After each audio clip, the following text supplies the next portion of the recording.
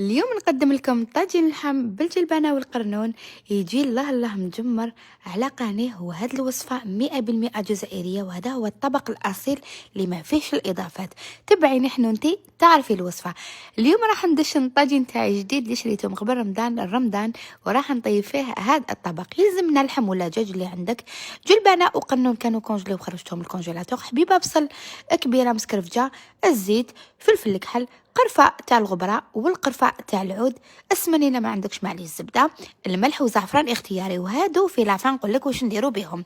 حطيت الطاجين تاعي بيان سور وحطيت السمن، بديت ندوب فيه مع زوج مغرفات تاع الزيت سونغو بيان سور. واش ندير؟ حطيت ديك الحبيبة تاع البصل المسكرفجة وخليتها تتقلى على نار هادية. موراها رميت هذاك اللحم تاعي اللي كنت قطعته مربعات صغيرة يتقلى تاني مع البصل بعقله. درت له الفلفل الكحل مغرفه صغيره كما راكم تشوفوا، هذيك مغرفه صغيره على نستعمل بها. وعلى راس المغرفه درت القرفه تاع الغبره باش ما تجيناش لاصوص بزاف كحله. درت القرفه تاع العود بعد ما شللتها. وهذا الزعفران اختياري حنونتي، انا نحب المرقه تجي دوغي الله تقدري تشوفي وتشك فيها كما راكم تشوفوا. درت الملح، وهنا حنوناتي ما قدرتش نمرق في هذاك الطاجين سا سوفو كي ماشي موالفه به. درت في الكوكوطه كلش طاب لي اللحم شويه، قعد لي واحد 10 مينوت، عاود فتحت عليها كما راكم تشوفوا ورميت هذاك القرنون وزدت هذيك الجلبانه باش يزيدوا يطيبوا ويكملوا طيابهم في الكوكوطه ويتجمروا بيان سور.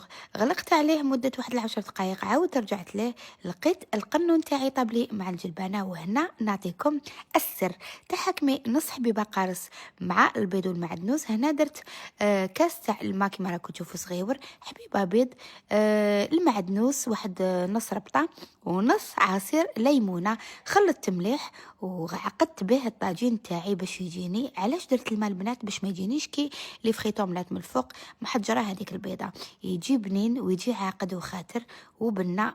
ما نقدرش نقول لكم عليها. هنا عاود رجعته في الطاجين. البنات نعطيكم استوس باش يديكم القنون وتقدروا تكونجليوه يقعد على حاله. واش ديروا؟ حكموه، قطعوه بيان، نحولوا هذوك الورق ونقوه وغسلوه مليح بالقارص، يعني حكوه مليح بالقارص بلا ما تشلوه. ديروا في قدره مغرفه تاع الفرينه كبيره مع الماء بيان سور يغلي، غير تشوفوا غلى الغليه الاولى. ارمي القنون تاعك لداخل وخليه يغلي واحد 5 دقائق ولا 10 دقائق، نحيه بلا ما تشليه، خليه يبرد وديريه في الكونجيلاتور يقعد لك على حبه زين غاليه. دلالي هذه هي راستيس باش تخلي القنون تاعك يقعد على حبه وتخرجيه وقت ما حبيتي طيبيه. شوفوا الطاجين جا هايل، قسمت معكم اللحم والقرنون جا ما شاء الله. بارطاجيو.